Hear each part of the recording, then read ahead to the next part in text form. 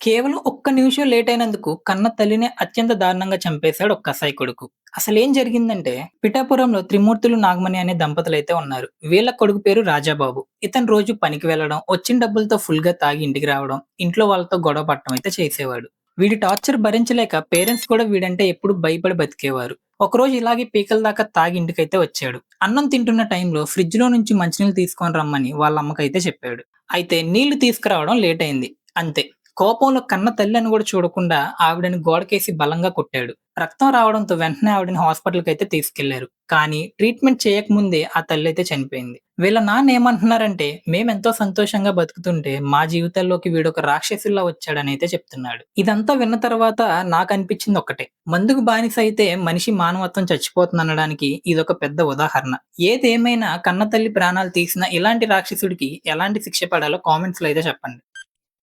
మనలో చాలా మంది ఖర్జూరాలు తినేసి లోపలుండే గింజల్ని పడేస్తూ ఉంటాం గదా! కానీ ఫారిన్ కంట్రీస్‌లో ఈ గింజల్ని మెత్తగా పౌడర్ చేసి, మనం వాడే పంచదారకి బదులుగా దీన్ని యూజ్ చేస్తారు. అండ్ దీన్ని వేల రూపాయలకి అమ్ముతారు కూడా. అసలు ఈ డేట్స్ పౌడర్‌లో ఏముందని సెలబ్రిటీస్ కూడా తెల్ల షుగర్‌ని మానేసి మరి దీన్ని వాడుతున్నారో తెలిస్తే మీరు ఖచ్చితంగా షాక్ అవుతారు. ఈ పౌడర్ వాడటం వల్ల అరుగుదల చాలా బావుంటుంది. దానికి తోడు ఇమ్యూనిటీ కూడా చాలా వరకు బూస్ట్ అవుతుంది. అలానే మన లివర్‌ని సేఫ్‌గా ఉంచడంలో ఇది చాలా పనిచేస్తుంది. ఇక పిల్లల విషయానికొస్తే మాత్రం అస్సలు నెగ్లెక్ట్ చేయకండి. ఎందుకంటే ఈ పౌడర్‌లో బి విటమిన్‌తో పాటు ఐరన్, జింక్ లాంటి 15 రకాల మినరల్స్ అయితే పుష్కలంగా ఉన్నాయంట.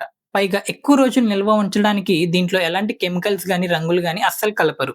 సో పిల్లలకి పాలిచ్చేటప్పుడు ఆ పంచదార బదులుగా హ్యాపీగా దీన్ని కలుపుకోవచ్చు.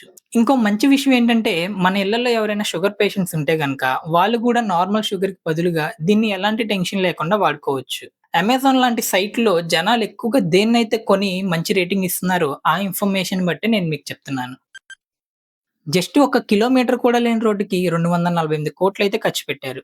మన ఇండియాలోని అత్యంత ఖరీదైన రోడ్ ఏదైనా ఉంది అంటే, అది ముంబైలో ఉన్న మినల్తాయ్ గోర్లే ఫ్లైఓవర్ మాత్రమే. ముంబైలో వందల కోట్లు పెట్టి ఫ్లాట్ కొనడం గురించి మనం విన్నాం కానీ, ఇలా ఒక్క కిలోమీటర్ కూడా లేని ఫ్లైఓవర్ కోసం ఏకంగా 250,00,00,000 ఖర్చు చేయడం నేను కూడా ఫస్ట్ టైమ్ వింటున్నా. మరి ఇంత విపరీతంగా ఖర్చు పెడుతుంటే జనాలు ఎందుకు ఆపలేదని మీకు డౌట్ రావచ్చు. అసలు మ్యాటర్ ఏంటంటే, ముంబైలోని గోరేగావ్ ఈస్ట్ నుంచి వెస్ట్ వైపుకి వెళ్ళడానికి ఒకప్పుడు 45 నిమిషాలైతే పట్టేది. కానీ ఈ ఫ్లైఓవర్ వచ్చాక ఆ జర్నీ కాస్త జస్ట్ 10 మినిట్స్ మాత్రమే పడుతుంది. జనాలకు కావాల్సింది కూడా ఇదే కదా! అందుకే ఎవరు పెద్దగా పట్టించుకోలేదు. కానీ ఇప్పుడు సోషల్ మీడియాలో ఒక పెద్ద రచ్చ అయితే జరుగుతుంది. ఇంత భారీ బడ్జెట్ పెట్టి కట్టిన ఈ ఫ్లైఓవర్ క్వాలిటీ మాత్రం చాలా దారుణంగా ఉందనైతే చాలా మంది వీడియోలు పెడుతున్నారు. నార్మల్‌గా ఒక కిలోమీటర్ ఫ్లైఓవర్ కట్టాలంటే యావరేజ్‌గా 90,00,00,000 అయితే ఖర్చవుతుందంట. కానీ దీనికి మాత్రం 250,00,00,000 అయితే ఖర్చు పెట్టారు. మరి ఇంత దారుణమైన క్వాలిటీతో కట్టిన ఈ ఫ్లైఓవర్ గురించి మీరేమనుకుంటున్నారు? ఖచ్చితంగా కామెంట్‌లో అయితే చెప్పండి.